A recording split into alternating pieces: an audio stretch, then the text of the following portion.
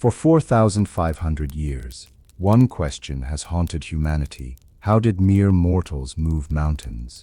Across 700 miles of desert, they dragged the impossible, not with machines, but with a secret the sands refused to tell. Today, that silence is broken. Welcome, seekers of truth, dreamers of the impossible, and believers in human wonder. For centuries, the Great Pyramid of Giza has stood as an eternal riddle carved in stone. 2.3 million blocks, each weighing as much as an elephant, perfectly aligned with the stars. How, without wheels or iron, did ancient hands carry these stones across 700 miles of scorching desert? How did a civilization without modern power achieve what even our machines struggle to replicate? This is not merely a story of stone and sweat. It's a story of faith, will, and the unbreakable spirit of humankind. You will walk the sands beside them, feel the rhythm of drums echo through the Nile, and watch a secret unfold, one buried beneath 4,500 years of silence. So sit close. The desert wind is calling. The truth behind the 700-mile journey is ready to rise again from the dust of history. This is the 4,500-year-old secret behind its 700-mile journey. The desert never speaks, but it remembers everything. Beneath the endless gold of the Egyptian horizon, a shadow rises, vast, unyielding, and older than memory itself. The Great Pyramid of Giza pierces the dawn like a spear aimed at eternity. For 4,500 years, it has stood in defiance of time, its stones whispering secrets the world has forgotten. Tourists come and go, their voices swallowed by the hot wind. Cameras flash, but to the stones it is all meaningless noise. They have seen empires rise and crumble into dust, pharaohs become myths, gods replaced by reason. Yet still, the pyramid endures, silent, proud, eternal. The camera glides closer. The narrator's voice cuts through the desert hum. What if the answer to the greatest human mystery was never lost, only ignored? As the wind blows, sand cascades down the ancient steps, revealing faint carvings, symbols eroded by centuries. A modern archaeologist, Dr. Layla Hassan, kneels beside the massive base, brushing the markings with trembling hands. She isn't here for fame, nor for fortune. She's here for truth, the truth buried in silence. Her voice, quiet but resolute, breaks the stillness. These stones aren't just blocks. They're sentences in a story written by hands that touched the divine. Cut to a flashback. Ancient Egypt, 2560 BCE. Thousands of men toil under the blazing sun. Sweat, sand, and song blend into one. Each stone, colossal and sacred, is carved from the red quarries of Aswan. 700 miles away, priests chant prayers as overseers strike drums. The river glimmers nearby, carrying the dream of a god-king toward immortality. The screen fades between eras, past and present. Dr. Layla's reflection merges with that of an ancient builder, Khafre, a man with rough hands and unbroken faith. Their eyes meet across millennia. We built not for a king, Khafre's voice echoes, but for forever. The narrator returns. Every civilization leaves a monument to its greatest strength. For Egypt, it was not power, it was perseverance. But how did they do it? How did they move the immovable? The camera pans upward, from Layla's face to the summit of the pyramid, glowing in the sunset. The music swells. Tonight, the voice continues.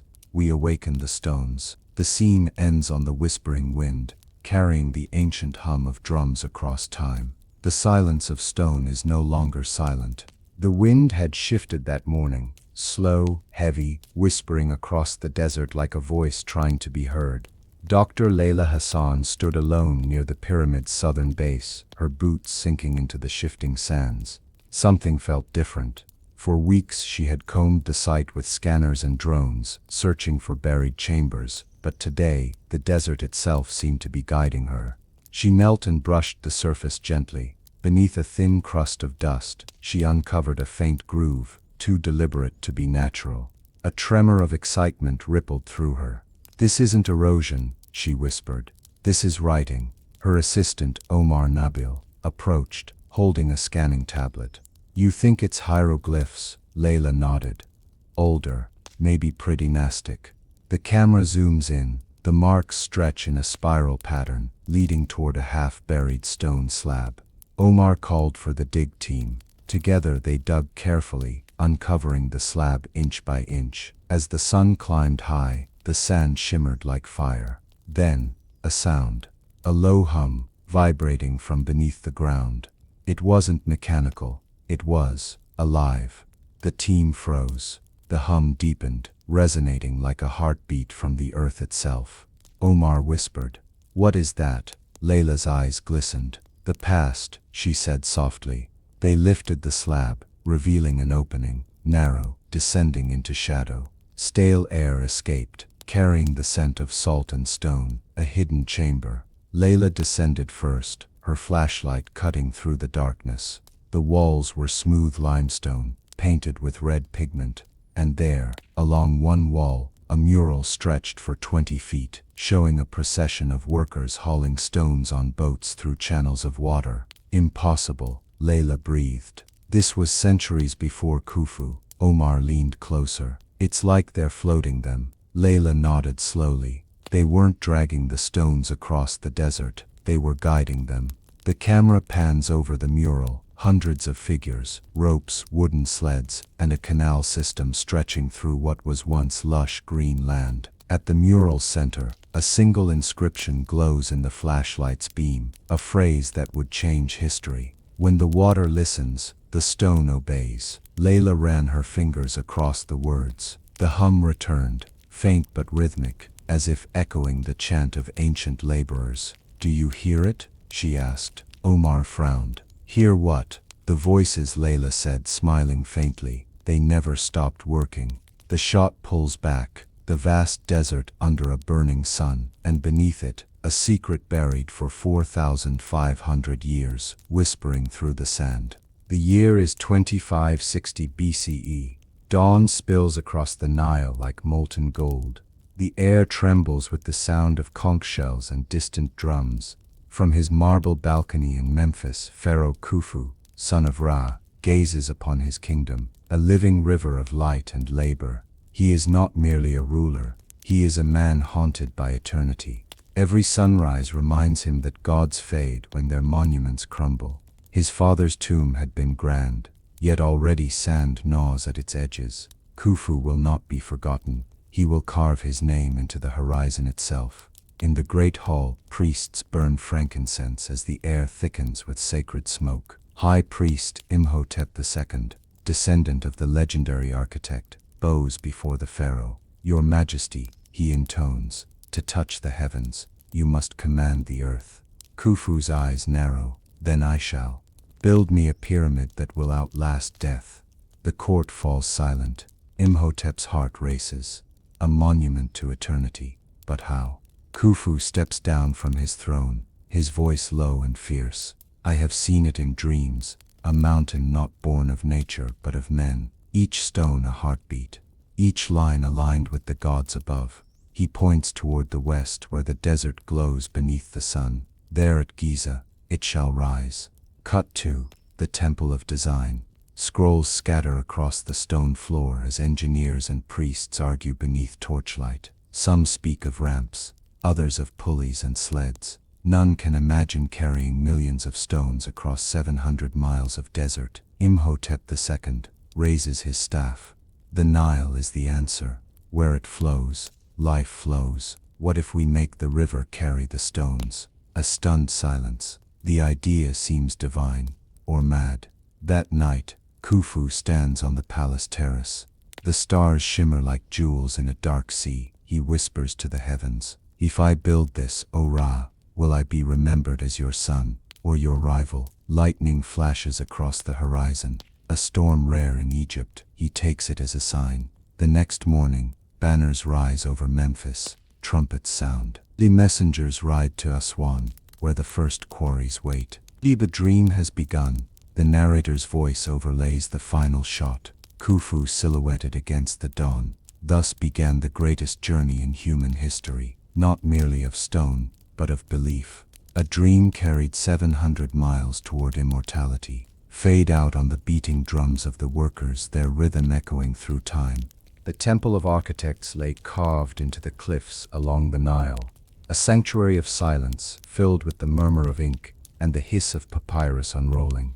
In the dim torchlight, Imhotep II stood before an assembly of Egypt's finest minds, engineers, mathematicians, astronomers, and priests. The air pulsed with fear and awe, for they had been summoned not by a man, but by a god, Pharaoh Khufu, whose voice had declared the impossible. On the temple wall, a massive parchment stretched across stone, a sketch of a pyramid, lines so perfect they mirrored the stars above. Imhotep raised a copper stylus and drew with divine precision. Not only must it rise to the heavens, he said, it must speak with them. Each side aligned to the four winds, each angle reflecting the path of Re himself. Young architect Merit, the only woman among them, stepped forward. Her eyes gleamed with bold defiance. And the stones, they will not walk themselves. Imhotep turned. They will float. A stunned silence. Even the torches seemed to flicker in disbelief. You speak heresy, one engineer spat. Stone is of earth, not water. Imhotep smiled faintly. Then we shall teach the earth to flow. He gestured toward the Nile, visible through the temple window. If the river gives life, it can also bear the weight of the dead. His hand traced an invisible current in the air, the blueprint of water channels connecting Aswan to Giza. The others leaned closer, mesmerized. Merit whispered, a canal through the desert. Not through, Imhotep corrected softly. Under it. Outside, thunder rumbled, rare, ominous, divine. Cut to the next day, the temple courtyard buzzed with energy. Artisans carved clay models, engineers etched slopes, and astronomers calculated alignments with Orion's belt. They debated, shouted, prayed, and dreamed. Imhotep walked among them, his robe brushing over stone dust. He paused beside Merit's model, a system of wooden barges and buoyant sleds guided by water. Clever, he murmured. You think as the gods do.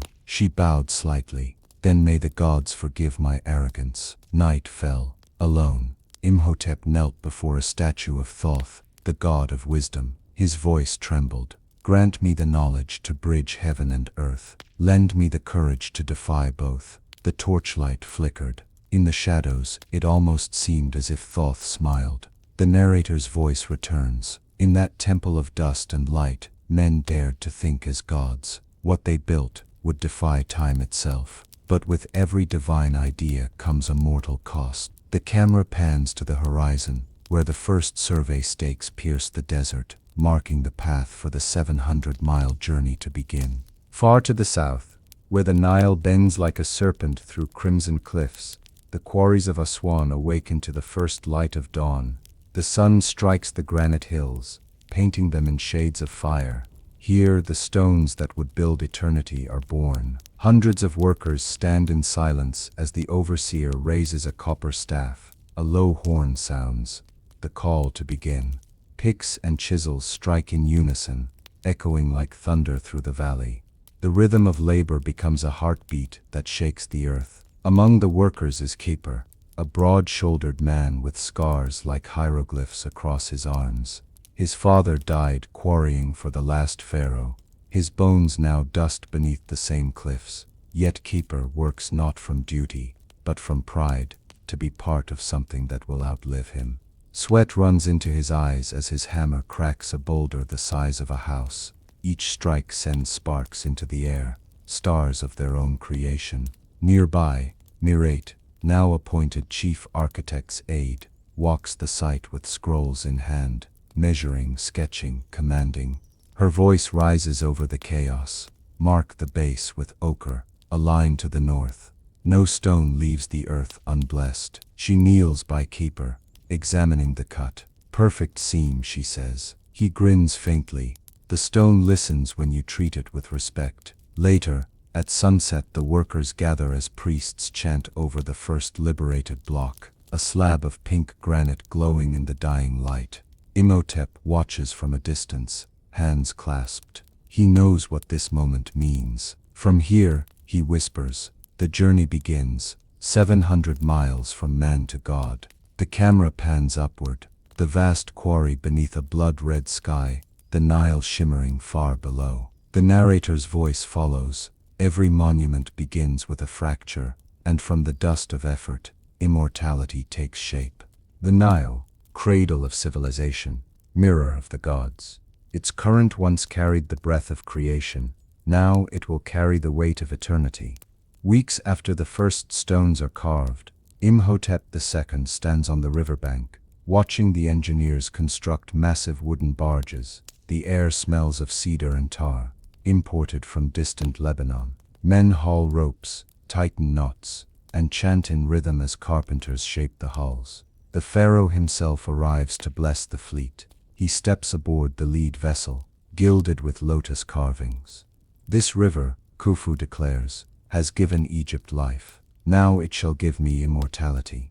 As drums thunder, the first granite block is rolled down to the shore on a sled greased with animal fat and date oil. The people gasp. It seems impossible that something so large could float. But as the workers slide it carefully onto the barge, the vessel barely shifts. The water holds its breath, and then steadies. Cheers erupt, flutes play. The first stone begins its 700-mile journey north. Among the crowd, Khafre wipes tears from his eyes. It floats, he whispers, awed. Beside him, Merit nods, her voice trembling. When water listens, stone obeys. Days turn into weeks as the convoy sails through the Nile's winding heart. Along the banks, villagers stop to watch. Children wave palm leaves. Old men kneel and pray. The sight is miraculous. Mountains moving on water. At night, the boats anchor beneath star-filled skies. Workers sing hymns to Hapi, the river god, and light oil lamps that float beside them, tiny stars guiding giants. Imhotep records every detail on scrolls. His handwriting is precise, his tone reverent. We no longer fight the desert, he writes. We flow with it, but beneath the beauty, danger stirs. Crocodiles slide through the black water, sandstorms rise in the west, and the priests whisper warnings that no mortal should attempt the work of gods. Yet Khufu's vision pushes them forward. Every sunrise, the barges drift closer to Giza, and every sunset, the legend grows. The narrator's voice closes the scene. The Nile had always carried Egypt's soul, but now it carried its destiny. The camera pulls back, barges glowing in the dusk, drifting like jewels along a river that has forgotten time. The desert is alive at night. The wind drifts across the dunes like a wandering spirit, humming softly through the stone corridors of half-built canals. The great barges rest moored along the banks of the Nile, their sails furled, their crews asleep. Only the watchfires flicker, and the whispering never stops. Dr. Layla Hassan's modern flashlight cuts across the scene, merging two timelines once more. This was where they began to hear it, she narrates, her voice echoing softly. The wind it carried their secret. Cut to 2560 BCE. Khafre sits beside a dying fire, sharpening his chisel. The wind howls across the dunes, shifting the sands like a restless sea. His companion Merit sketches on papyrus by the glow of embers. Do you hear that? She murmurs. Only the wind, Khafre says. No, she insists.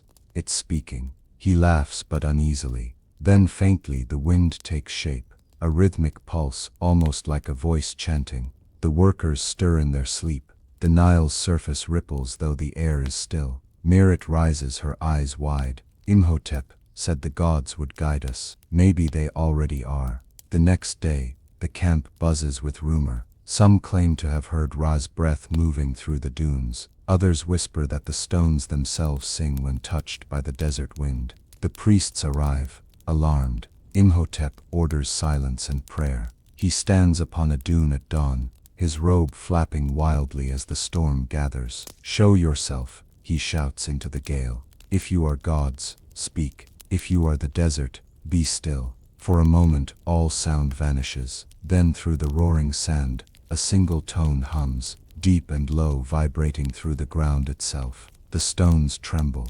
The priests fall to their knees. Imhotep's eyes widen. It's not the gods, he whispers. It's the earth. The wind dies, leaving silence heavy as stone. Later that night, Imhotep sits alone in his tent, drawing strange spiral symbols, shapes that mimic the wind's sound waves. Merit watches quietly from the entrance. "What did you hear?" she asks. "The language of balance," he replies. "If we learn to shape the wind, we can move the world." The narrator's voice closes the scene. In their fear, they discovered music. In their music they discovered movement. And in the whispering wind, the first hint of the ancient secret was born. The camera pans over dunes glowing silver under the moonlight. The same dunes Dr. Layla now stands upon, thousands of years later. The wind rises once more, carrying both her hair and their echoes. Morning breaks over the Nile, the river glowing like a ribbon of molten gold. The storm that had haunted the camp has passed, leaving behind a charged silence. The workers stand by the water's edge, gazing at their reflection as if waiting for it to speak. Imhotep, too, emerges from his tent, eyes sunken but alive. He holds a clay tablet covered in spiral engravings, the same pattern the wind carved into the desert the night before.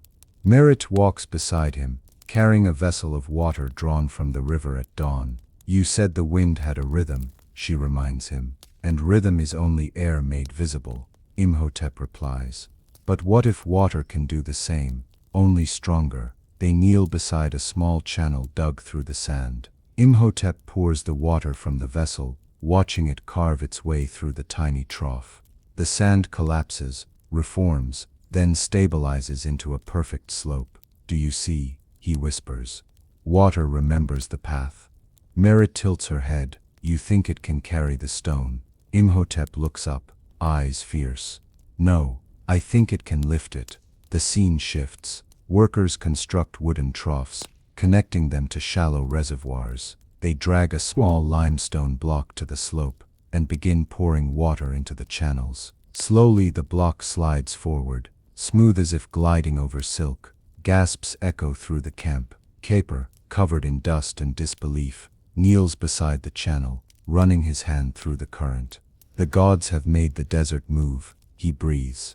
Merit smiles faintly. "No, Khafre, we have." Imhotep steps forward, addressing his workers. "The river gives us life. It will now give us strength. We shall carve a path from Aswan to Giza, not across the desert, but through it. A hidden river beneath the sands." The crowd murmurs, torn between awe and fear. The priests cross themselves in ritual gestures. To defy the desert is to defy Rekh himself. But when Imhotep pours water onto the stone again, and it moves once more, all hesitation dies. The camera rises, hundreds of workers now digging, connecting channels, chanting hymns to Hapi, god of the Nile. A network of shimmering waterways begins to snake through the dunes, reflecting sunlight like veins of gold. The narrator's voice overlays the grandeur. "They did not conquer the land, they persuaded it. They listened to the whisper of the wind, the wisdom of water, and in doing so, turned the impossible into motion." As dusk falls, Imhotep stares at the horizon, his reflection shimmering beside the moving stones. "We no longer build for gods," he murmurs. "We build as them." The music swells, a blend of drums, flutes, and heartbeat rhythms echoing the river's flow, as the barges prepare for their next journey north. The sound of hammers and chisels echoes through the shipyard, like a heartbeat of gods reborn. Along the banks of the Nile, thousands of men labor under a rising sun, their hands rough and steady, their chants harmonizing with the river's pulse.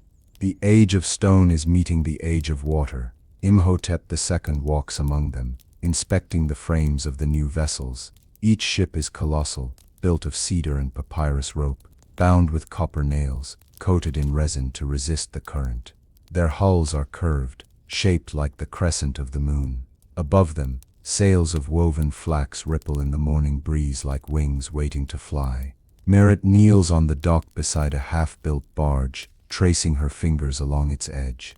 She turns to Imhotep. "It's more than a vessel," she says. "It's a prayer made of wood." He nods slowly. "Then it must not fail. for the pharaoh's name will ride upon its back. High above the shipyard, Pharaoh Khufu himself arrives, carried in a golden litter, his eyes sharp beneath his headdress. Workers freeze mid-swing. He steps down, his sandaled feet touching the earth with solemn grace. "You have made the Nile my servant," he declares, "but can you make the sky bow as well?" Imhotep bows deeply. "We can try, Majesty. The river carries the stone, but only the wind can guide it." Khufu's gaze moves across the ships, his lips curling into a faint smile. "Then let the gods breathe for us." At his command, priests approach carrying jars of sacred oil. They anoint each barge, marking its prow with hieroglyphs of Ra, Hapi, and Thoth. The air fills with incense and song, low, resonant, vibrating with faith. Khafre, among the shipbuilders, watches with awe. He has never seen wood shaped like this, living curves designed to float mountains. His hands tremble as he ties the final rope binding the keel. Beside him, Merit's eyes glisten in the golden light. "Do you believe it will hold?" he asks quietly. "It must," she answers, "for if the stones sink, so will Egypt's name." As the sun reaches its zenith, the first barge is launched. Drums thunder. Hundreds of workers pull in rhythm, chanting ancient hymns. The vessel slides into the water, splashing the crowd. For a heartbeat, it wobbles under the massive granite block, then steadies. The river accepts it. The people cheer, tears streaking through dust. Imhotep raises his hands to the sky. "Behold," he shouts, "the breath of gods carries the bones of earth." The camera pans upward, the shining barge gliding on the Nile, its reflection forming a perfect pyramid of light upon the water's surface. The narrator's voice concludes, "The sacred barges were not mere ships. They were bridges between heaven and earth, and upon their decks, humanity began to remember what it was capable of." Dawn spills across the Nile, like a curtain of gold. The air is cool, the world still, as if even the gods are holding their breath. In the river's wide arms, 20 sacred barges line the shore, their sails furled, their decks gleaming with dew.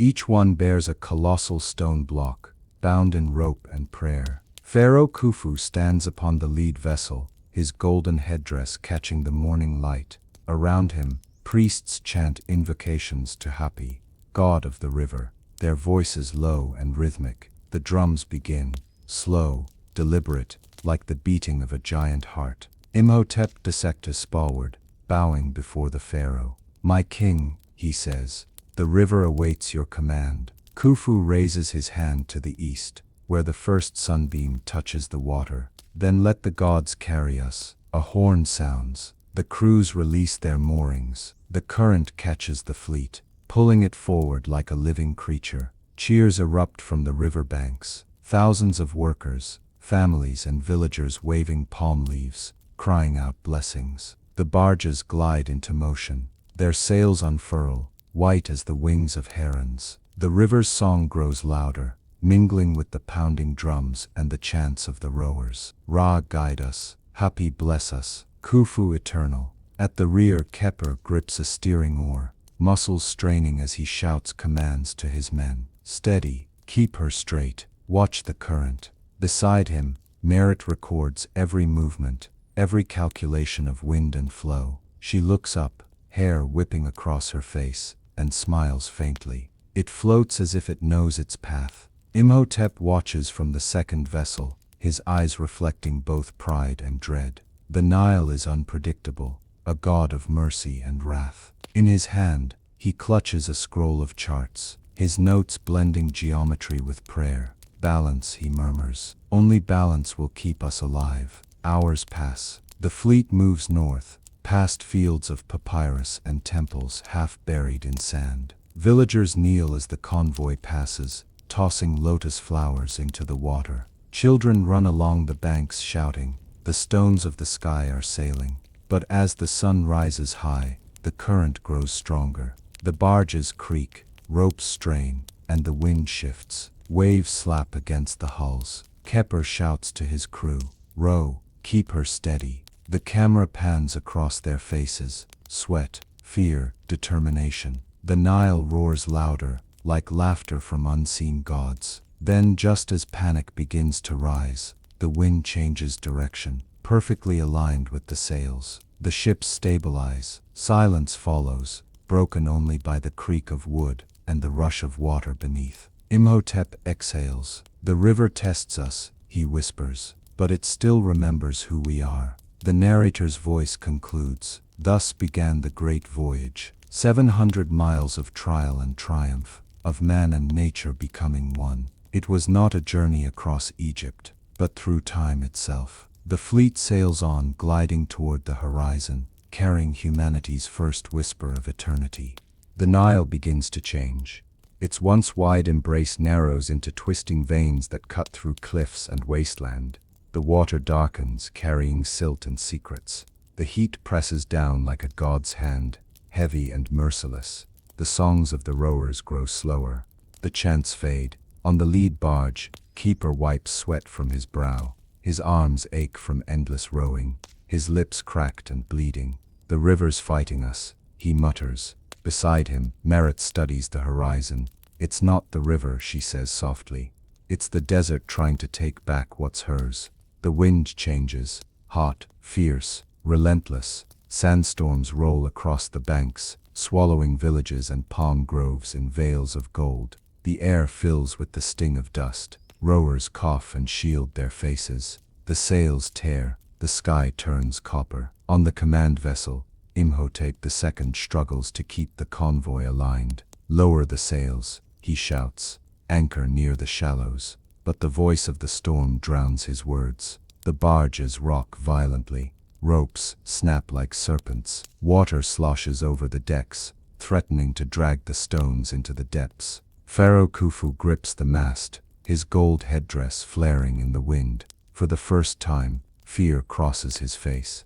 "Are the gods angry, Imhotep?" he demands. "No, Majesty," Imhotep answers, forcing calm into his voice. "They are testing us." The camera cuts to Keeper, shouting over the chaos, "Keep her steady. If the stone shifts, we're finished." He and his crew lash ropes around the cargo, their hands bleeding. A wave crashes across the deck, knocking one man overboard. Keeper dives after him, without hesitation. Beneath the surface, the water is black and cold. The current drags them down. Keeper's lungs burn, until a sudden beam of sunlight pierces the murk. He kicks upward, bursting through the surface, dragging the man with him. The two collapse on the deck, gasping. Merit rushes over, clutching Keeper's shoulder. "You're insane," he grins weakly. "We don't quit, do we?" She smiles through tears. "Not while the stones still float." Hours later, the storm begins to die. The wind calms, leaving devastation in its wake. Several barges are damaged. One has vanished completely beneath the waves. The survivors gather in silence, their faith fractured but not broken. Imhotep steps onto the prow of his ship, soaked and trembling. "We have lost men," he says. "We have lost time, but we have not lost the dream." He kneels and presses his hand to the river's surface. "The Nile took its tribute. Now it will let us pass." The narrator's voice rises over the fading wind. "For every miracle, the desert demands a price, and those who would touch eternity must first survive its wrath." The fleet sails on beneath a blood-red sunset, scarred but unbroken. Night falls over a wounded fleet. The storm has passed, but silence now weighs heavier than the sand that tried to bury them. Torches flicker weakly along the decks, casting trembling reflections on the dark river. Men sleep where they collapsed, their skin still caked with salt and grit. Imhotep II sits alone beneath the open sky, a scroll across his lap, his eyes not on the parchment, but on the heavens. The stars glitter, thousands of them, scattered like grains of quartz upon black silk. He traces the constellations with his finger, whispering names: Sa, Sopdet, Orion, Isis. Behind him, Merit approaches quietly, carrying a clay bowl of water. "Drink," she says softly. He shakes his head. "Look, Merit, even now, they watch us. The gods built their own pyramid above us, the sky itself." She follows his gaze. The stars seem impossibly clear after the storm, their light steady, eternal. "You think they can guide us? They already are." Imhotep answers, "We were lost because we forgot to listen." He places a copper needle atop the water bowl and waits. The needle turns, trembling, then steadies, pointing north. Merit gasps, "The river runs crooked here, but the stars, they show the straight line." Imhotep nods. "Then we build by the heavens, not the current." Cut to the next morning. The sun rises, painting the dunes in rose and amber. Imhotep orders the ships to realign. On each barge, workers erect wooden poles tipped with polished obsidian mirrors. When the light strikes them, beams flash across the fleet, forming a perfect diagonal path that mirrors the constellation Orion's belt.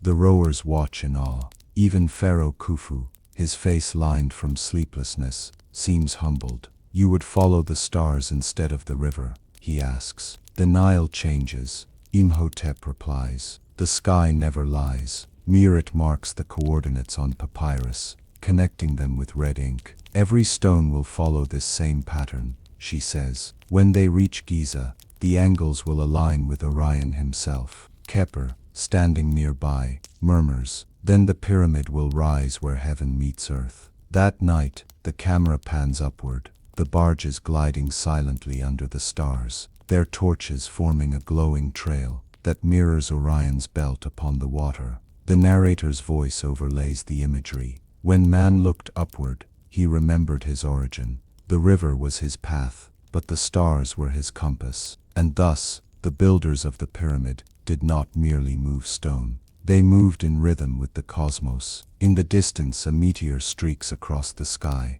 a divine signature sealing their course. The fleet sails north, guided not by oars or currents, but by the eternal light of the gods. The Nile no longer sings. Its once gentle rhythm has grown dark and heavy, its waters thick with mud and whispers. What was once a god of mercy now moves with the weight of judgment. The air tastes of copper and rot. The fleet drifts slowly, too slowly, through a stretch of water that locals call the River of Shadows, a place feared even by the priests. Imhotep stands at the prow, his gaze fixed on the horizon. The current feels wrong. It pulses backward at times, as if fighting its own flow. Merit joins him, clutching a scroll marked with the star charts that have guided them until now. "The sky says we are on course," she murmurs. "Then why?" Imhotep replies softly. "Does the river resist?" Behind them, Khepr and his men strain at the oars. The heat presses down like molten stone. The water reeks of death. Dead fish float past in silence, and the river's edge glistens with black slime. Superstition spreads like wildfire. One of the rowers drops his oar and falls to his knees, muttering prayers. The Nile bleeds. The gods have cursed us. Others follow, bowing their heads to the water. Priests begin chanting frantically, tossing lotus petals and burning incense, but the smoke hangs motionless in the still air.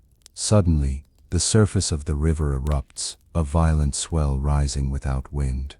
The barges rock violently.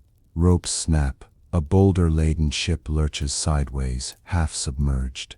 Screams pierce the air. "Cut the lines," Khepr shouts. "Let her go before she takes us all down." The crew obeys, slicing the ropes with copper blades. The barge drifts, groaning under the weight of its cargo, and then with a slow, mournful sound, it sinks. The river closes over it like a mouth sealing a secret. Silence follows. Only the ripples remain. Pharaoh Khufu watches from the lead vessel, his jaw tight, his face pale. Imhotep's voice trembles. 37 souls, Majesty. Khufu's eyes darken. Then 37 offerings to appease the Nile. Continue the voyage. The gods demand obedience. Merit's voice rises, raw with anger. Obedience, they demand blood. Khufu turns sharply, fury flashing. Then give them yours if it will keep the stones afloat. The crew lowers their eyes. Even Imhotep dares not speak. That night, torches line the decks as the priests perform the rite of reconciliation. Offerings of bread, gold, and flowers are cast into the water. The river glows with reflected firelight, calm once more, but not forgiven. Imhotep writes in his journal, "The Nile takes what it is owed. We sail upon the veins of the gods, and every heartbeat demands a price." The narrator's voice overlays the final shot, a long silent stretch of the Nile, under moonlight, its calm surface concealing the ship that sleeps below. The river that gave them life now claimed their dead, but the fleet would not turn back. For those who chase eternity cannot afford to fear death. The air is still heavy from mourning. The river has swallowed one of its own, and the songs that once filled the fleet have turned to silence. The Nile glides on, indifferent, its waters black, its surface gleaming like obsidian under the morning sun. Khafre kneels on the deck of the lead barge, head bowed, carving a small scarab out of stone with trembling hands. Around him, the crew mends ropes and dries sails in silence. The laughter that once filled the air is gone. Every face bears the same question, though none dare speak it: how much more must they give? From the distance, the hum of chants rises. Priests perform burial rites for the lost men, tossing lotus petals and fragments of gold into the current. Merit watches from the stern, her eyes red and sleepless. She clutches a small piece of papyrus, a letter she had written for one of the men, a letter that will never be read. Imhotep II stands beside her, his face carved with guilt. "You warned me," he says quietly. "The river would demand its toll." "Not the river," she answers. "The dream." He looks away, unable to meet her gaze. Below deck, Khafre rises, placing the scarab carving into a clay jar along with a lock of his brother's hair. His brother, Nefer, one of the 37, had been swept away in the river's fury. Khafre's eyes burn, but he does not cry. "If I cry," he mutters, "the river wins." That night, the fleet anchors at the edge of the desert, a place where the Nile thins into sand and whispers. Torches flicker, casting long shadows on the dunes. The workers gather around a fire as the priests sing low, mournful hymns. The crackle of flames sounds like distant weeping. Khafre steps forward, holding his jar. "We built for gods," he says, voice trembling, "but it is men who pay the price." He sets the jar into the water and watches as it drifts away. For a moment, it glows in the firelight, then sinks, vanishing beneath the current. Merit places a hand on his shoulder. He would be proud. Khafre finally breaks, his shoulders shaking. The desert wind carries his sobs across the river, soft, human, eternal. Imhotep watches, tears in his eyes. Without their pain, he whispers, no stone would ever rise. Above them, the stars shimmer like the eyes of the lost. The narrator's voice closes the scene. Every monument has two sides, one that touches the heavens, and one buried in the hearts of those who built it. And for every stone that reached Giza, there was a tear that never dried. The camera pans upward, from the weeping builders to the endless night sky, where Orion's belt burns like a crown for the dead. The days after morning are eerily quiet. The river flows once more, calm and obedient, but its peace feels fragile, like the silence after a scream. The fleet drifts northward through narrowing channels, carrying both stone and sorrow. The dream still lives, but its heartbeat weakens. Imhotep II sits in his cabin, surrounded by broken tools, soaked scrolls, and sleepless nights. His faith has wavered. The gods have grown distant. His own mind feels heavier than the granite they carry. "I have asked too much of them," he murmurs. "Too much of men, too much of gods." The door creaks open. Mir steps inside, holding a small model, a clay pyramid flanked by lines of ascending ramps. "You were wrong about one thing," she says softly. "We haven't failed, we've only been thinking like mortals." He looks up, confused. "Mortals built these ships. Mortals sail this river." Mir sneers, setting the model before him. "And mortals will raise the heavens." She pours a thin stream of water along the ramp's base. The clay softens, forming a smooth incline. A tiny stone slides upward on the wet surface, steady and graceful. Imhotep stares in disbelief. Water on the ramp. Not to carry the stone. Gneiss replies, smiling faintly, to let it glide. His eyes ignite, the dull flame of despair transforming into revelation. He rushes outside, calling for Khafre and the overseers. Workers gather around as he sketches in the sand, a system of inclined ramps coated in wet clay and oil, each layer reducing friction, each pull of the rope magnified by balance and rhythm. We do not fight gravity, he says, his voice rising. We persuade it. Khafre stares at the drawing, then at the small block sliding effortlessly up the ramp. It moves like it wants to, he mutters. Imhotep nods, because it remembers the Nile. We have made the land flow as the river does. The scene cuts to a massive construction site outside Giza, the future resting place of immortality. Hundreds of men and women carve the first ramps into the bedrock. Ropes tighten, sleds creak, and chants rise again, this time with hope. Water is poured ahead of each moving stone, turning the desert into a living machine. At the edge of the site, Gneiss watches as Khafre's crew hauls the first stone successfully up a slope. She smiles through tears.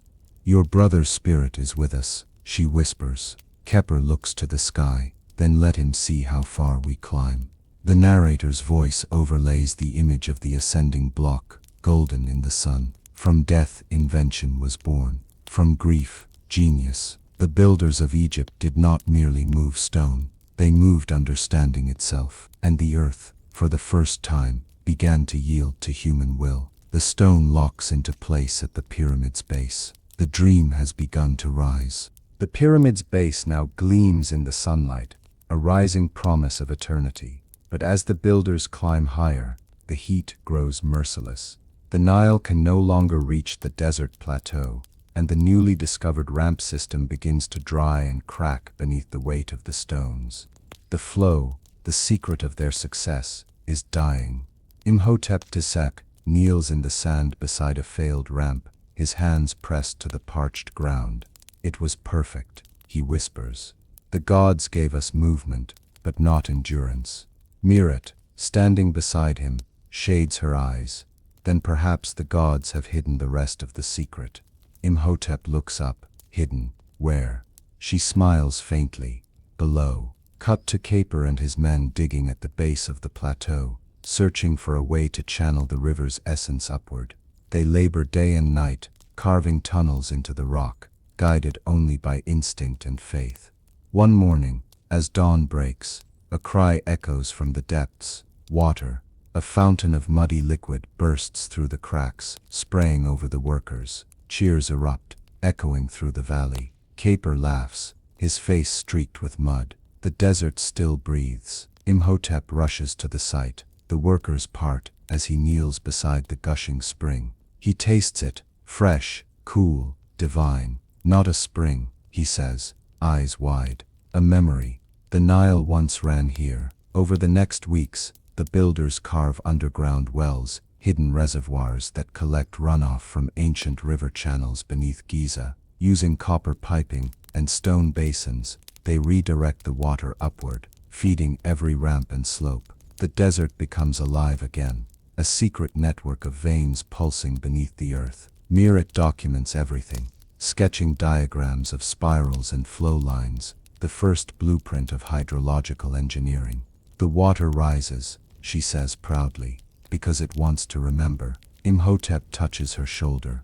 No, Mirat, because we've reminded it. At night, the workers light torches within the tunnels. Their reflections shimmer across the wet walls, transforming the caverns into golden arteries. Priests bless the wells with sacred chants, calling them the breath of Osiris. Above ground, the pyramid's ramps run smooth again, glistening under the moonlight. Stones move effortlessly upward, their path guided by the rhythm of men and the whisper of water below. Pharaoh Khafre, observing the progress from his chariot, turns to Imhotep. You have stolen the power of the gods. Imhotep bows his head. No, Majesty, we have only listened to what they buried. The narrator's voice returns as the camera descends beneath the desert, showing the glowing tunnels and flowing channels. Beneath the stones of the pyramid lies another monument, one unseen, but no less divine. For the builders of Egypt did not merely shape the heavens above, they awakened the heavens below. The camera pans upward through the pyramid's ramp, showing water shimmering in torchlight, then fades into the blazing sun. The pyramid climbs higher each day, tier upon tier of gleaming stone that pierces the horizon. From the villages below, it looks like a second sun rising from the earth, but for those who build it, its shadow stretches long and cold. The ramps hum with the rhythm of labor. Sleds creak, water flows, and chants echo against the limestone. The sound is constant, the heartbeat of creation. Yet among the workers, murmurs begin to spread like cracks beneath the surface. Khafre, now a foreman, walks the ramp inspecting his men. Pride fills his chest, but unease gnaws at him. He hears their whispers. "We build a god's tomb," one says, "and die nameless for it," another replies. "The gods will remember Khufu," a third mutters, "but who will remember us?" That night, Merit and Imhotep II meet under torchlight within the Temple of Builders. Scrolls litter the floor, calculations, alignment charts, and sketches of the next stage. The air smells of oil and fatigue. Merit sets down her stylus. "The people are growing restless," she warns. "They've lost brothers, sons. They want to know if this is still a monument to eternity, or to Pharaoh's pride." Imhotep sighs. "The dream is greater than one man, but they do not see that. Maybe because they no longer see themselves in it," she replies. Before he can answer, the temple doors creak open. Overseer Rasotep, a harsh and ambitious official favored by Khufu, enters uninvited. His voice drips with disdain. "You speak of dreams, Imhotep, but the pharaoh demands results, not poetry.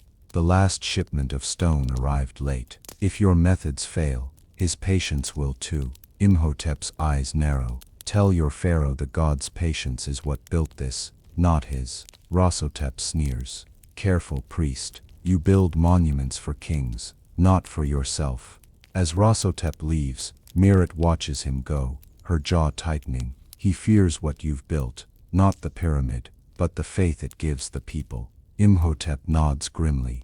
Then he will try to break it. The next day, sabotage begins. Ropes snap mysteriously, tools disappear. A ramp collapses under the weight of a block, killing 3 men. Khafre discovers a cut in the load-bearing beam. Not accident, but intent. He storms into Imhotep's tent, holding the broken rope. This was done by human hands. Imhotep stares at it, fury and sorrow mixing in his voice. Even the gods cannot build without envy. Every light casts a shadow. That night, torches burn across the site like restless spirits. Guards patrol the ramps. Workers whisper of curses and traitors. In the distance, the pyramid looms, half-born, half-cursed, glowing under the moon. The narrator's voice closes the scene. The pyramid rose not only from stone and sweat, but from conflict, from hearts divided between devotion and despair. And for the first time, the shadow of eternity fell upon those who dared to create it. At dawn, silence rules the desert. The once thunderous sound of hammers and chants has faded to nothing. The workers move like ghosts among the stones, heads bowed, spirits heavy. The pyramid rises, but its builders are broken. Khafre walks through the site, feeling the weight of despair pressing down as hard as the stones they lift. The men no longer sing. Their rhythm, the pulse that once bound them, has died. He stops beside a fallen ramp, touches the sand, and whispers, "We used to make the desert sing." That night, Merit finds him sitting alone by a fire, carving shapes into the dust with a stick. "They're afraid," she says softly. "Of the work?" he asks. "Of being forgotten." Khafre looks toward the towering shadow of the pyramid. "How do we remind them that this is theirs too?" Merit smiles faintly. "We let them remember who they are." The next morning, before the sun rises, she brings out the drums, old cracked instruments once used in ceremonies.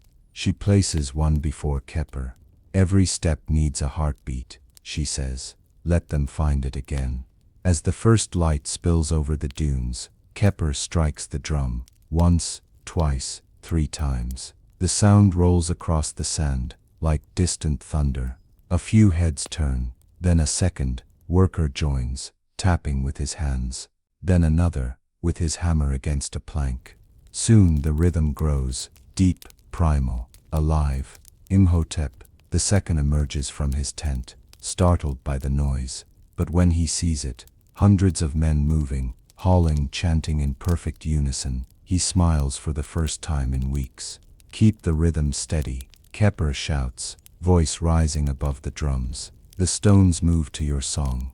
The workers chant as they pull, their voices blending into a single soaring harmony. We build, we rise, we live beyond time. Sweat glistens, ropes tighten, and for the first time since the sabotage, laughter echoes between the ramps. Even Merit, standing atop a platform, joins the chant. Make the desert remember your names, she cries. The camera pans across the site, stones sliding effortlessly, men singing with purpose, water glinting like gold beneath their feet. The pyramid seems to grow not from labor, but from music. As the day ends, the drums fade into the hum of the wind. The workers sit around the fires again, but this time there is peace in their silence. Imhotep approaches Khafre and lays a hand on his shoulder. You gave them back their hearts, he says. Khafre shakes his head. They already had them. They just forgot the beat. The narrator's voice concludes. The builders of Giza did not conquer the desert with tools or water,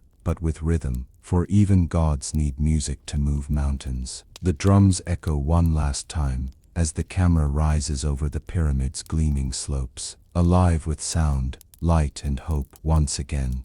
The sun blazes white over Giza, flattening every sound into heat. The chants have quieted. Only the groan of ropes and the hiss of wet clay break the silence. In the center of the ramp lies one stone, the largest ever carved.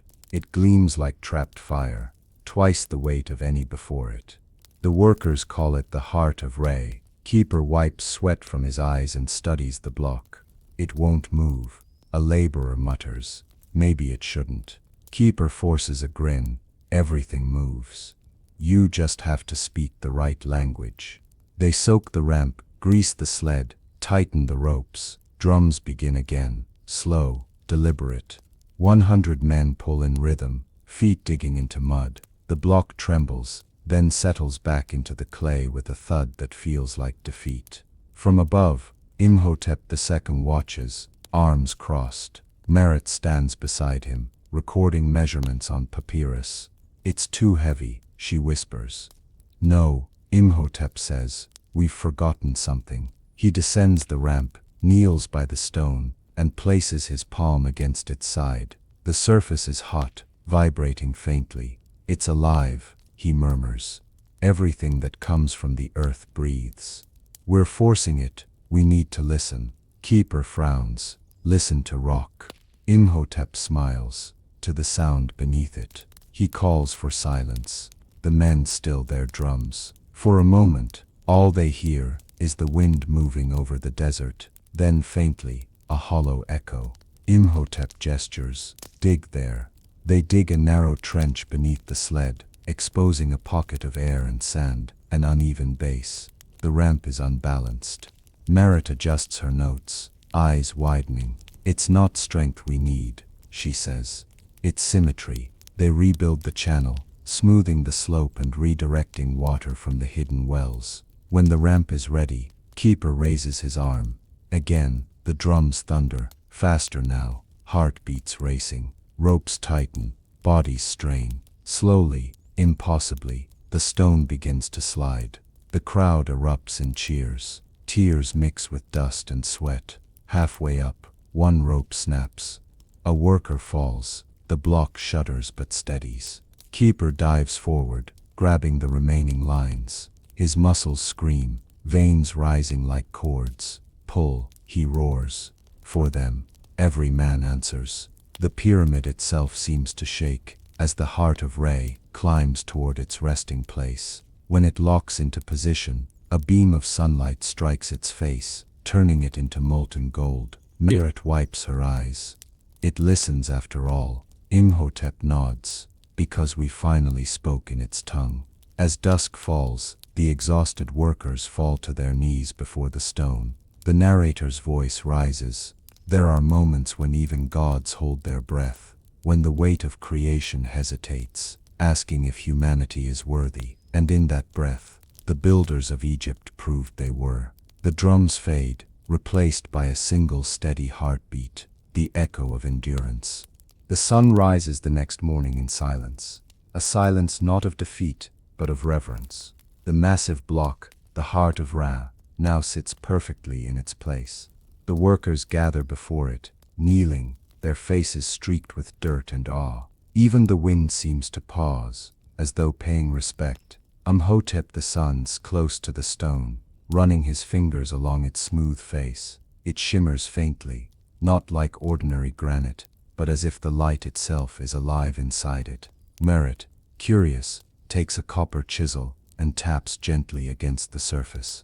A strange ringing sound fills the air, deep, resonant, musical. It sings, she whispers. No, Imhotep murmurs, it remembers. He gestures for Khepr to bring a torch. As the flame flickers near the stone, something extraordinary happens. Veins of gold and blue seem to pulse beneath its surface, glowing like lightning trapped in crystal. The workers gasp and fall to their knees, crossing their arms in fear and wonder. Pharaoh Khufu, summoned from his royal camp, arrives moments later. The light from the stone reflects off his golden headdress, making him appear almost divine. What sorcery is this? He demands. Imhotep bows. Not sorcery, majesty. Nature, a message written by the gods in the stone itself. Merit explains, her voice trembling with excitement. There are minerals within it, veins of a rare metal. When the sun strikes, heat and water within the rock create light. The stone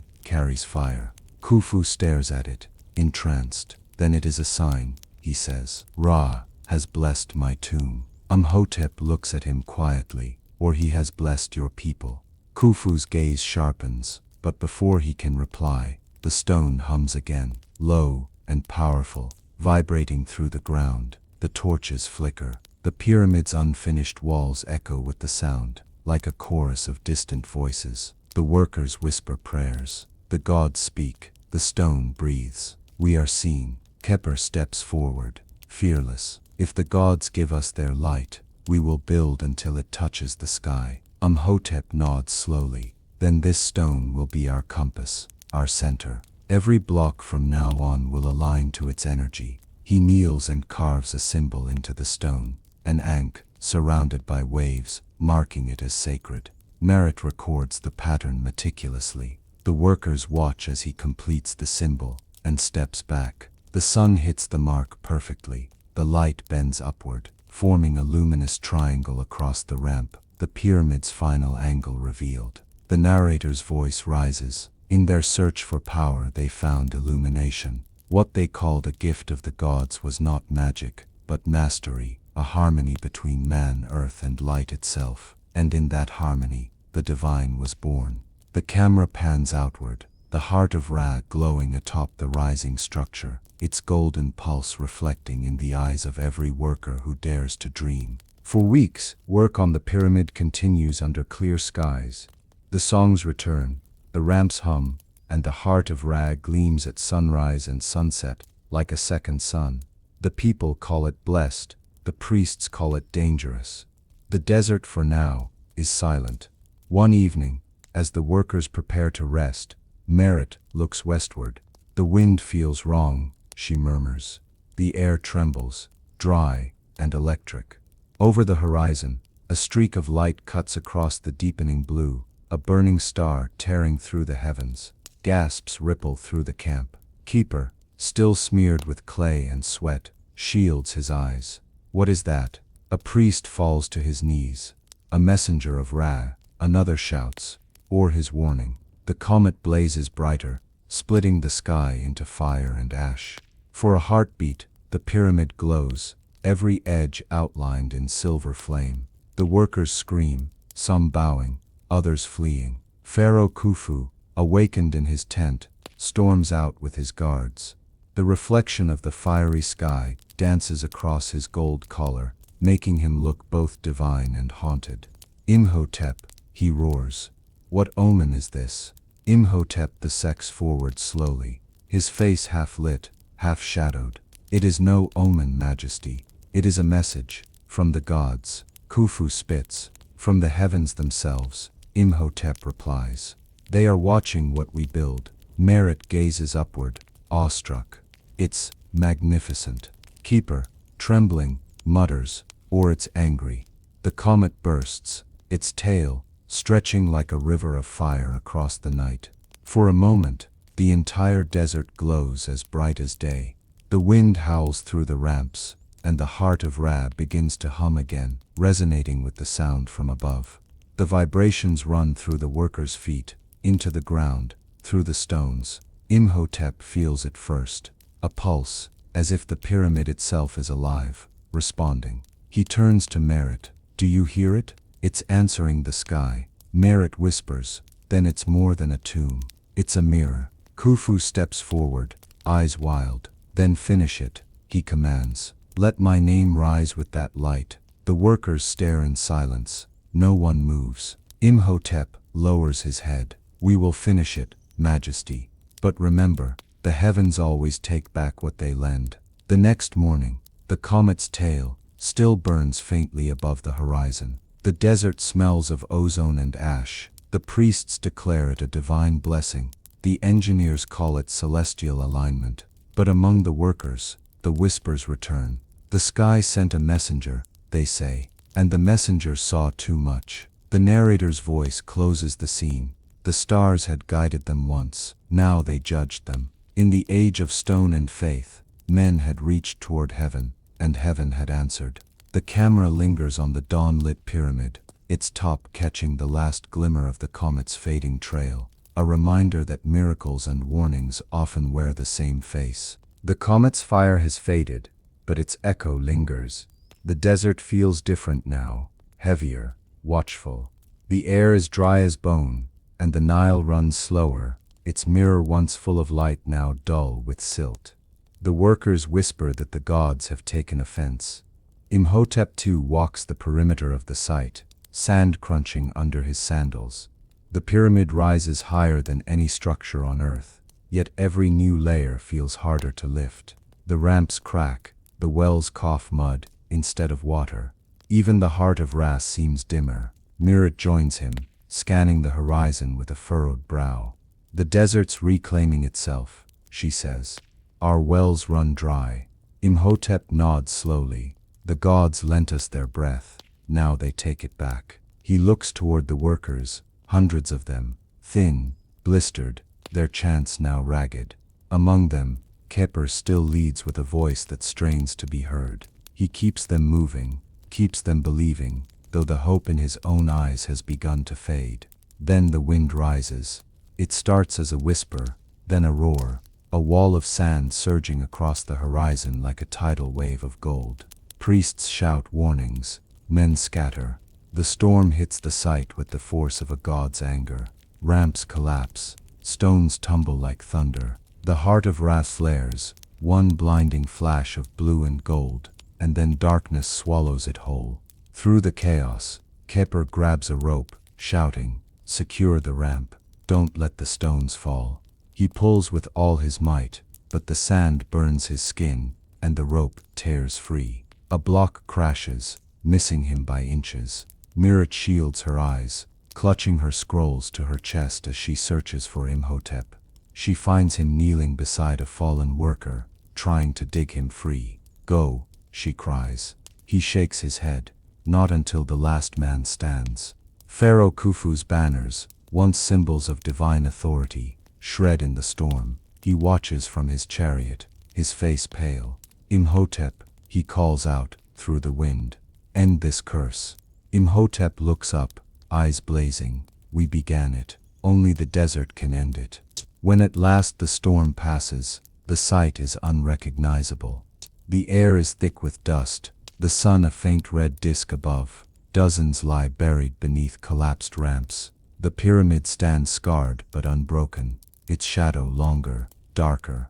Khepre kneels in the silence, hands shaking, sand coating his tears. Mirit stares at the wreckage, whispering, "How many?" Imhotep's voice is hollow, "Too many." He rises slowly, turning toward the half-buried heart of Ras. Its glow flickers faintly, as if breathing. "Off! Even gods pay for creation," he murmurs. "So must we."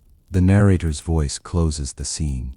The desert gives nothing freely. For every secret it reveals, it demands a piece of the soul. And as the pyramid climbed toward heaven, Egypt began to sink into its price. The wind returns, softer now, carrying with it the sighs of the lost. The storm has passed, leaving behind a silence so deep it hurts.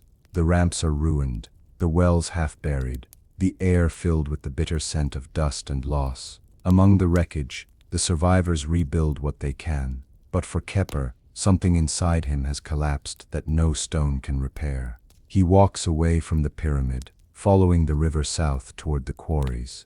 The place that once sang with the rhythm of chisels now lies still, the ground pocked with scars and abandoned tools. Only the wind moves, whispering through broken pillars. Near a cluster of shattered blocks, he finds a woman kneeling, her hands tracing the old quarry marks as if reading them like scripture. Her name is Nefra, a stone carver's widow. She lost her husband in the storm, and returned here to finish the block he never shaped. "You shouldn't be here," Khepre says quietly. "Neither should you," she answers without looking up. Her hands are rough, cut from years of work. She lifts her chisel and strikes the stone, once, twice, 3 times. Each sound echoes through the valley, slow and deliberate, like a heartbeat returning. Khepre watches, then picks up a hammer. Together they carve in silence. The dust rises around them, golden in the afternoon sun. After a while, Nefra speaks. "He used to say the stone remembers every touch, that if you listen long enough, it will tell you how to be gentle." Khepre smiles faintly. "Then maybe the desert remembers us too." They work until twilight. The block begins to take shape, a small obelisk, rough but pure. Nefra runs her fingers along its surface. "For him," she says softly, "and for all who the sand took." Khepre nods, setting down his tools. "I'll bring it to the site. The pyramid needs their names." As night falls, the two sit beside the river,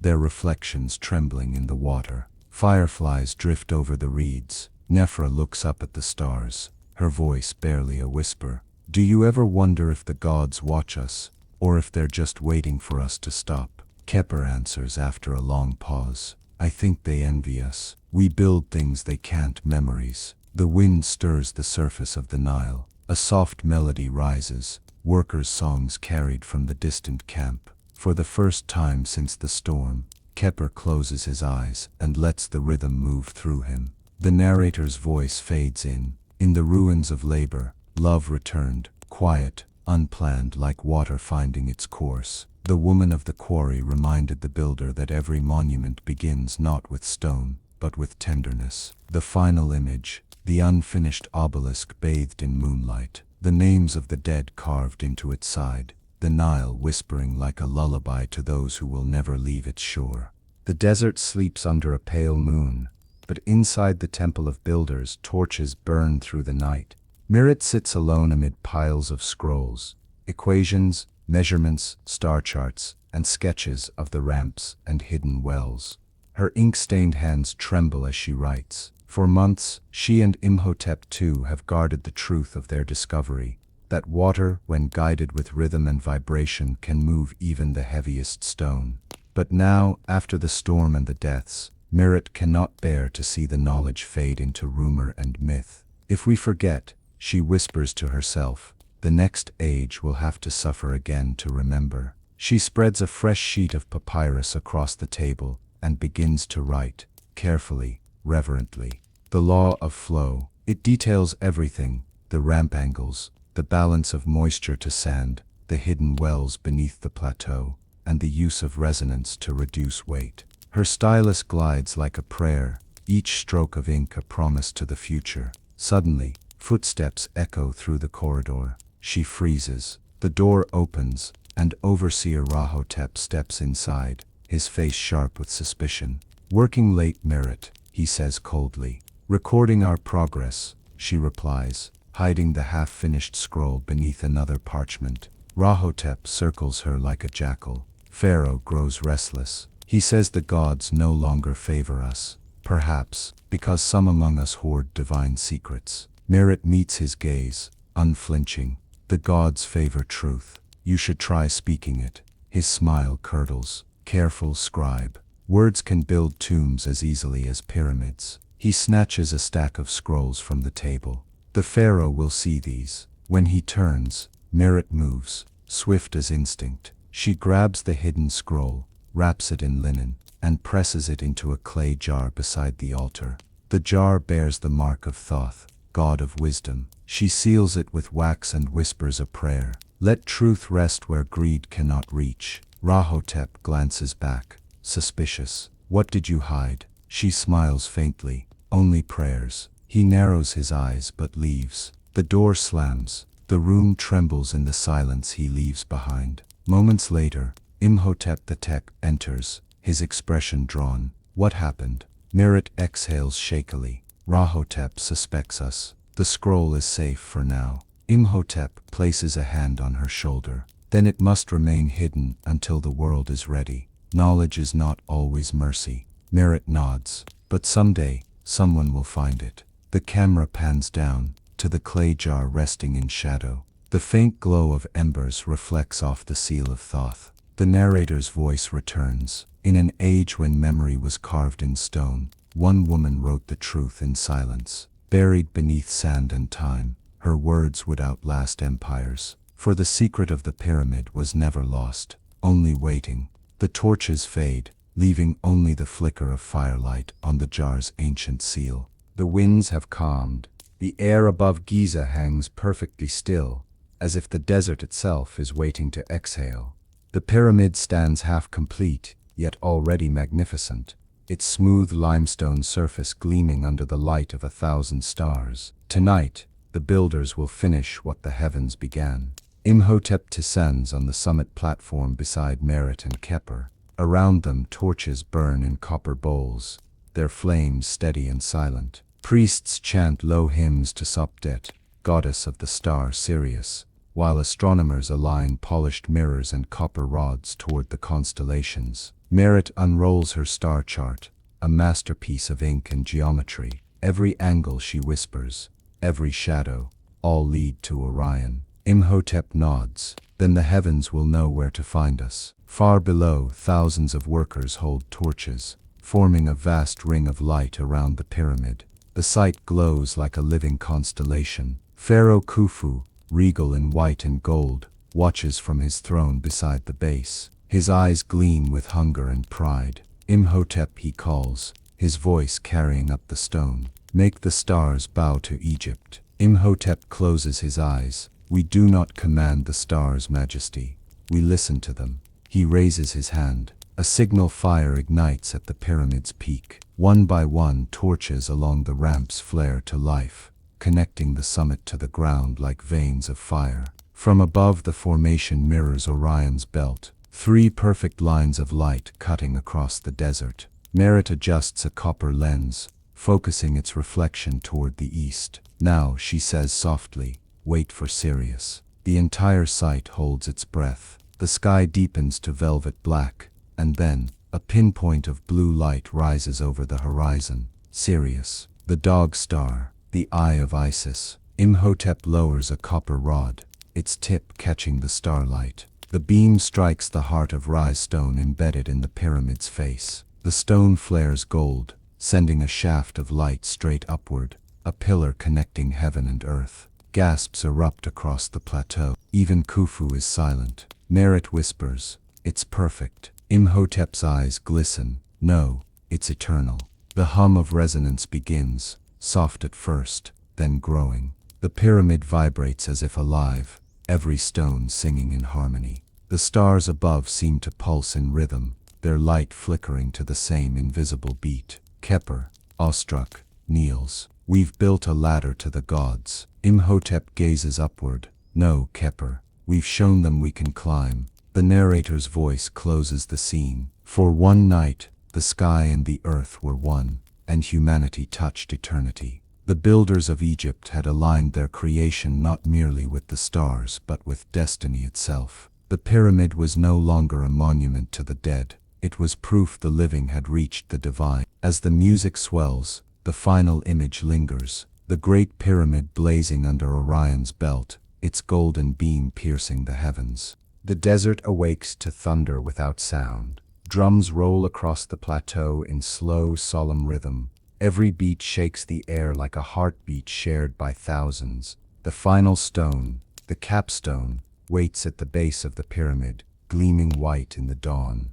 It is small compared to those beneath it, yet heavier than all of them in meaning. Imhotep II stands beside it, his hands resting on its polished face. Merit reads the final measurements, voice steady though her throat tightens. Khepre checks the ropes, the pulleys, the ramps, every inch of the sacred machine. Above them, the summit of the pyramid glows pale gold. 4,500 years from now, Merit murmurs, they'll still see it, then let them remember who we were. Imhotep answers. Pharaoh Khufu arrives, borne by servants, wrapped in linen of purest white. He looks upon the stone, as if it were his own heart. Raise it, he commands. Let the gods behold their equal. The signal horn sounds. Hundreds of men take hold of the ropes. The drums quicken. Steady, precise. The song of labor reborn. Slowly the capstone rises, pulled inch by inch up the long slope slicked with water. Sand sprays under their feet. Sweat drips like rain. Halfway up, a gust of wind strikes. The block sways. Shouts ripple through the crowd. Khepre grabs a line, muscles bulging, teeth clenched. Hold, he roars. Merit steadies the ramp markers, recalculating angles through the blur of dust. At the top, Imhotep waits alone, arms open to the sky. When the block reaches him, he kneels and places both palms upon it. You were born of the earth, he whispers. Now you shall touch heaven. He guides it into position. The drums stop. Silence, immense, absolute, falls over the desert. For one timeless breath, no one moves. Then the sun breaks through the horizon, striking the stone. Light cascades down the pyramid's sides like liquid gold. The people erupt in cheers. Priests fall to their knees, chanting. Khufu lifts his hands in triumph. Tears stream down Merit's face. Khepre collapses to his knees, laughing and weeping at once. Imhotep alone remains still. He looks at the sunlight, flashing off the stone, and whispers, "We have finished what even gods could not." Khufu's voice booms across the plateau. "Behold, I am eternal." The crowd repeats his words, though their eyes are on the pyramid, not the king. The wind carries their echo beyond the Nile, across time itself. The narrator's voice closes the scene. On that day men raised the earth to meet the sky. They carved mortality into perfection, and perfection into silence. The pyramid was complete, but so was the price. As the music swells, the camera pulls back. The finished Great Pyramid, blazing under the morning sun, its shadow stretching endlessly into the desert, a reminder that every miracle casts one. The pyramid gleams beneath the noon sun, flawless, complete, alive with the breath of 1,000 prayers. For the people, it is a symbol of unity and endurance. For Pharaoh Khufu, it is something more, proof that he has defied mortality itself. The days after the completion are filled with celebration. Trumpets echo across the Nile. Offerings pile at the base of the monument. Gold, grain, incense, cattle. Crowds chant Khufu's name, calling him the son of Ra. But within the cheers there is an unease that grows like a shadow at the edge of light. Imhotep II stands beside Merit, near the entrance of the newly finished structure, watching priests seal the lower chambers. "It's perfect," she says softly. "No," Imhotep murmurs. "Perfection is a dangerous thing. It makes gods of men and monsters of kings." Khufu approaches, draped in gold and linen, his crown heavy with jewels. "You've done it, Imhotep. You've made eternity. Egypt will speak my name until the stars fade." Imhotep bows. "Eternity does not belong to one man, Majesty." Khufu's smile falters. "No, Then to whom? Perhaps, Imhotep replies, to those who built it. Khufu's eyes harden. They were my tools, as you are. The tension cuts through the hot air. Merit lowers her gaze, sensing the danger. Khufu, nearby, watches silently, hands clenched. Later that night, the celebration turns grim. In the inner sanctum of the pyramid, Khufu demands that his priests perform the rite of sealing, a ritual to dedicate the monument to his soul alone. No names but his may be recorded within. When Imhotep protests, Khufu's voice booms through the chamber. This is my pyramid, my breath, my blood, my light. No builder shall stand beside the gods. The torches flicker. For a moment, the air feels wrong, heavy, suffocating. Even the heart of Ra seems to dim. Outside, the workers kneel in silence, watching smoke rise from the pyramid's summit. The music of celebration has turned to the rhythm of fear. Merit whispers to Khepr, he's trying to trap his soul inside. Khufu nods grimly, then he'll trap ours with it. The narrator's voice closes the scene. In his quest for eternity, Pharaoh forgot the one truth of creation, that what is built from unity cannot survive pride. The pyramid stood flawless in shape and hollow in spirit. The camera pans upward. Khufu's shadow stretches across the sands, engulfing the very monument he calls divine. The celebration has ended. Days stretch into weeks, and the pyramid looms silent, beautiful, empty, untouchable. The workers have been dismissed, the ramps dismantled. The desert begins to reclaim what remains. Imhotep II wanders alone through the site one evening, his robes trailing through the dust. He stops before the sealed entrance, tracing the carvings with his fingers. His name is nowhere among them, only the pharaoh's. Merit approaches quietly. It's done, she says. You should rest. He shakes his head. There is no rest for those who build lies. From the shadows Khepr emerges. Then let the truth stand elsewhere. We can build again, not for kings, but for men. Imhotep looks up at the stars, weary but defiant. The truth is already built. It just needs to be found. He reaches into his robe and withdraws a smaller papyrus, a copy of Merit's hidden law of flow. The knowledge must survive, even if we do not. They return to the temple of builders under cover of night. There, Imhotep hides the copy within a hollow stone block, sealing it with his personal insignia, a single eye beneath the sun. But as dawn approaches, soldiers arrive. Reshapes leads them, torch in hand. By order of Pharaoh, the temple is closed. The gods need no rival architects. A scuffle erupts. Khepr fights fiercely, holding the soldiers at bay, while Imhotep finishes sealing the block. A spear strikes his shoulder, but he doesn't stop. Reshapes advances, shouting, "Traitor, you would defy your king." Imhotep turns, blood on his robe, eyes blazing. "No, I defy his arrogance." The soldiers seize him. Merit screams as they drag him toward the pyramid's entrance. Khufu waits there, face carved in fury. "You built my eternity," he says coldly. "Now you'll share it."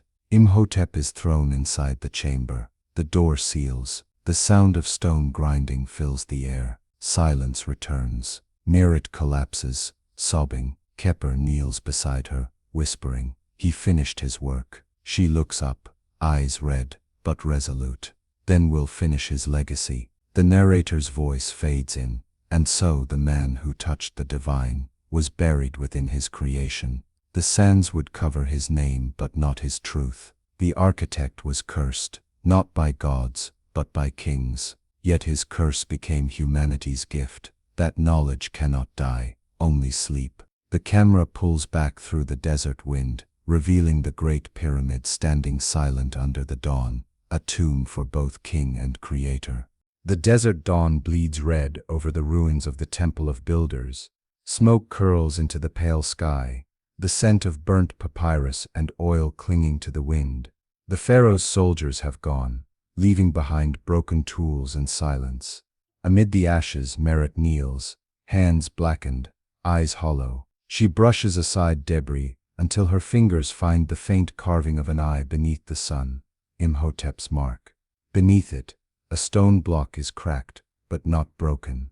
Khafre limps toward her, his arm bound with cloth. We can't stay here. The patrols will return. I won't leave him, she whispers. You can't save him, he replies. No, she says, lifting the stone slab. But I can save his truth. Beneath the slab lies a small cavity, the hidden copy of the law of flow, still sealed in wax, untouched by fire. Merit presses it to her heart, trembling.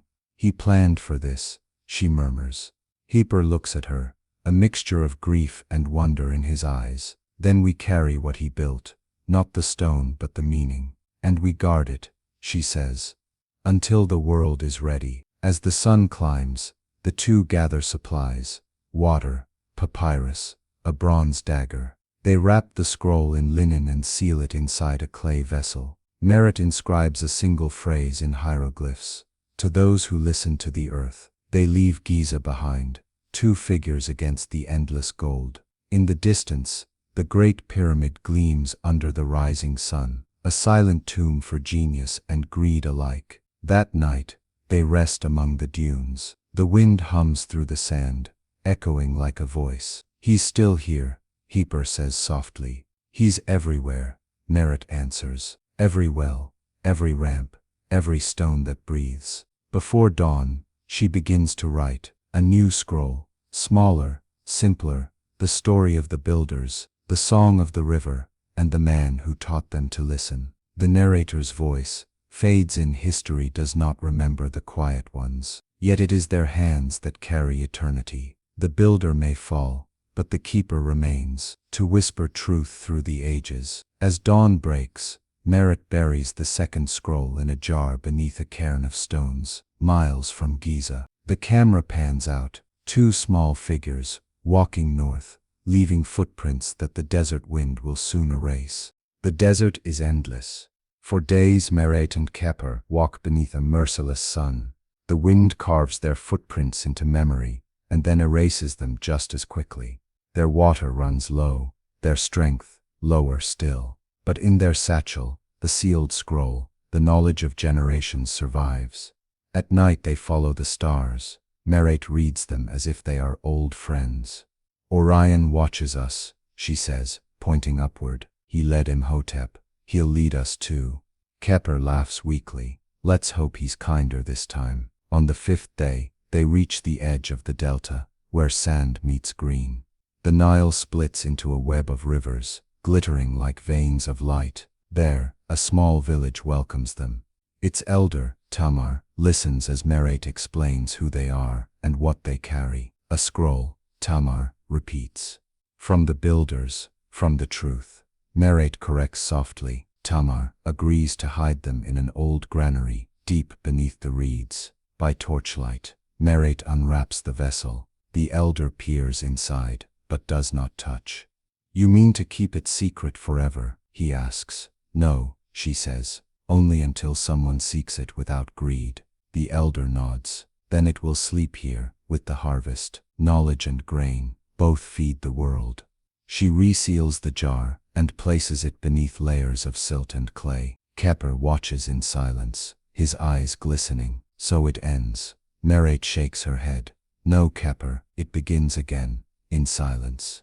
The two remain in the village, taking on new names. Merit teaches the children geometry and music. Khafre becomes a builder once more, raising irrigation channels and stone walls. Life returns in small ways.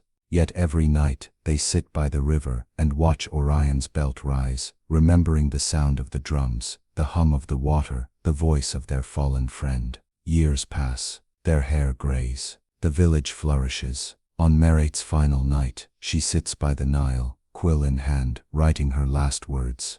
The secret of motion is not strength, but harmony. We do not move the stone, we move with it. She sets down her pen and smiles at the horizon, where dawn turns the river gold. Sleep well, Imhotep, she whispers.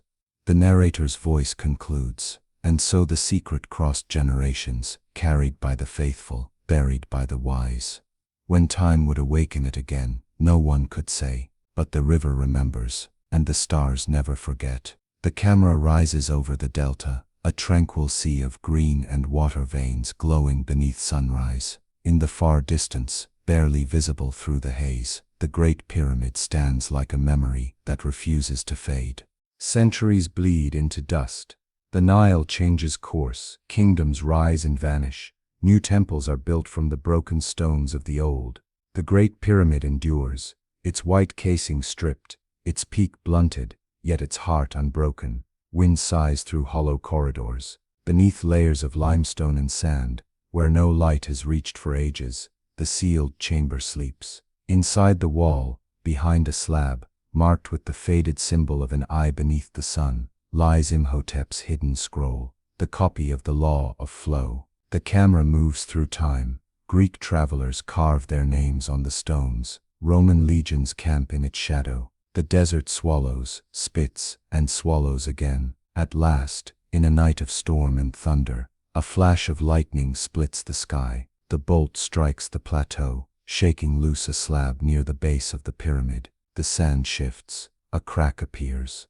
Centuries later, in the reign of a foreign sultan, a group of tomb robbers crawl through the breach. They search for gold, not truth. Among them is a young thief named Narik, clever, restless, unscarred by superstition. Their torches flicker in the stale air. Nothing but stone, one mutters. Narik runs his hand along the wall and feels the carving, an eye half buried in dust. He pries at it with his dagger. The slab crumbles, revealing a small niche. Inside a clay jar, unbroken, sealed in wax. Gold, a partner asks. Knowledge, Narik whispers, brushing the dust from the mark of Thoth. He tucks the jar into his satchel. Behind him, one of the robbers laughs. Keep your scrolls, boy. I want jewels. Moments later, the ceiling collapses. The robbers scream. Narik dives through the crack, clutching the jar. When the dust settles, he alone crawls back to the surface, shaking, coughing, alive. Under the cold moonlight, he opens the satchel. The wax seal gleams. For the first time in thousands of years, the secret sees the stars. The narrator's voice returns. What kings buried in arrogance, the forgotten lifted by accident. For truth cannot drown, it only waits for a curious hand. Narik disappears into the desert night, unaware that the jar he carries will awaken the age of discovery. It is the year 1843. The world hums with steam and discovery. Empires compete to unearth Egypt's past, their scholars chasing myths once whispered in temple halls. In Cairo, Professor Leighton Grant, a British archaeologist, studies an ancient clay jar delivered by a Bedouin trader. Its seal, an eye beneath a sun, captures his fascination. He pries it open carefully. Inside lies a brittle papyrus, still legible beneath a sheen of resin. He unrolls it under lamplight. The drawings are unlike anything he's seen. Ramps spiraling a pyramid, streams of water guided through stone channels, symbols of vibration and sound. Impossible, he murmurs. They knew this 4,000 years ago. His Egyptian assistant, Layla Nasser, peers over his shoulder.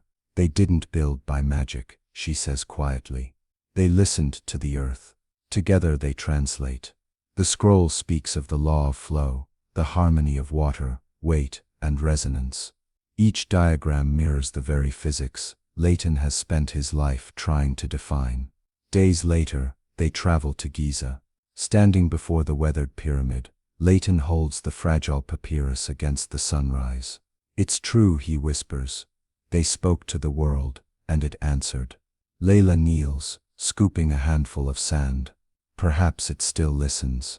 She pours water from her canteen, watching the sand settle smoothly, just as Mirat once had. A chill passes through her. That night, beneath Orion's belt, they test the principle.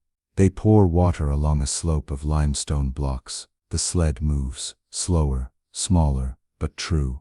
Leighton stares in stunned silence. The stones float, he says. Not on water, on understanding. Layla smiles. Then maybe wisdom was never lost, only ignored. Word of their experiment spreads. Newspapers call it the miracle of the Nile. Yet Leighton writes only one line in his journal. It was never a miracle, it was memory. As dawn rises, the narrator's voice concludes. And so the circle closed, from Imhotep's hands to Meret's heart, from desert storm to scholar's lamp, the secret endured. The builders had spoken across millennia, and at last, someone listened. The camera drifts upward. The Great Pyramid stands beneath a blazing sunrise, its shadow stretching across time, the faint hum of resonance echoing once more. Weeks pass after the unveiling of the law of flow.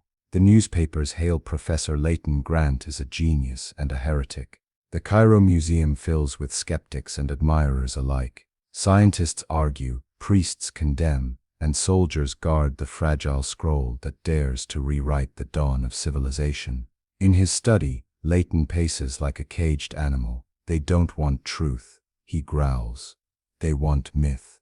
They'd rather believe slaves dragged stones than minds moved mountains. Layla Nasser looks up from her desk, calm but firm.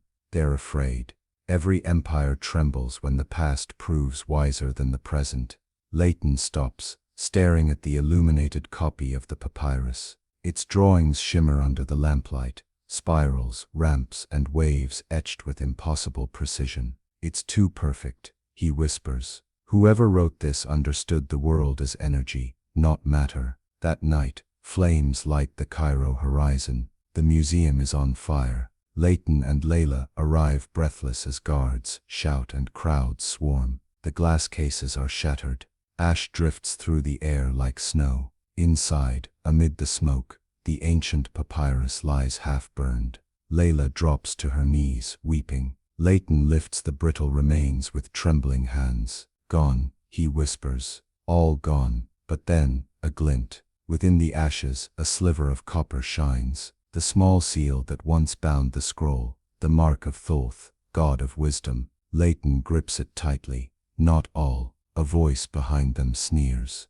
Dr. Moreau, a rival archaeologist, steps from the shadows. A convenient fire, Grant. Perhaps it's easier to sell legends when no one can read them. Leighton rounds on him. You think I did this? Moreau smiles thinly. You wanted fame. Now you have myth. Enjoy it. He turns and disappears into the smoke. Layla watches the flames consume centuries of memory. The scroll may burn, she says softly, but fire cannot touch truth. Leighton nods, eyes reflecting the blaze. Then we rebuild it, line by line. The knowledge isn't lost. It's inside us now. The narrator's voice closes the scene. Knowledge survives not in stone or scroll, but in those who refuse to forget. Fire can destroy memory, but not meaning. And from the ashes of doubt, faith in reason was born anew. As dawn rises over the charred museum, Layla opens her notebook. The first words she writes shimmer faintly in the light. The river remembers. The stone breathes. Night again in Cairo. The city lies still, its people asleep, unaware that the oldest voice in history is about to speak once more. Layla works in the lab, copying the fragments by hand. She hums softly, a tune from her childhood, rhythmic, simple. The sound echoes faintly through the room. The copper seal on the table vibrates. She stops, frowning. The vibration grows stronger, resonating with the rhythm of her hum. She leans closer. It's reacting to sound, she whispers. She calls Leighton, who arrives half-dressed, exhausted. Together, they test frequencies using a tuning fork. At a specific pitch, low and steady, the copper glows faintly blue. The thin beam of light projects symbols onto the wall. The eye beneath the sun, followed by flowing lines of script. Leighton's breath catches. Meret's handwriting, he whispers. It's her. The symbols shimmer, rearranging themselves into words. Ancient Egyptian, but alive, moving like water. Layla traces them with her finger, reading aloud. To those who listen to the earth, the builders speak. The light brightens, flooding the room. The walls pulse with faint hums, like heartbeats. Then a voice, soft, feminine, echoing through millennia. We built not for gods, but to remind men that gods sleep within them. The stone rises where the heart believes. The river flows where patience guides. If you have found this, remember, harmony is the only eternity. Layla covers her mouth, tears in her eyes. It's her voice, she whispers. Merit. Leighton stares at the glowing seal, overwhelmed. How could it still carry sound? Layla smiles faintly. Topper remembers vibration. It's the oldest record there is. The light slowly fades. The hum quiets, leaving only silence. The seal cools, its glow gone, but its message remains etched in their minds. Leighton looks to the pyramid visible through the window, gleaming faintly under starlight. She left it for us, he says softly. Not to worship, but to understand. Layla nods. And we will finish what she began. The narrator's voice returns.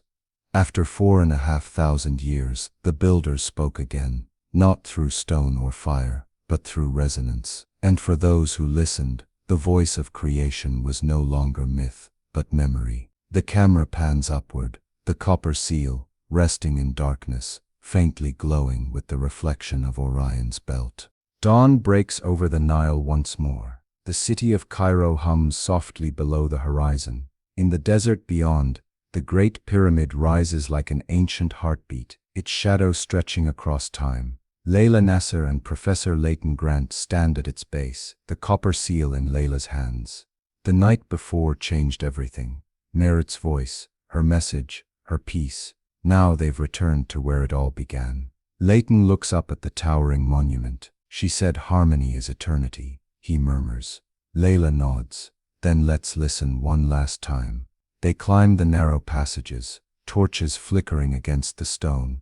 Every footstep echoes like the pulse of history. When they reach the inner chamber, the king's chamber, the air is thick, alive with resonance.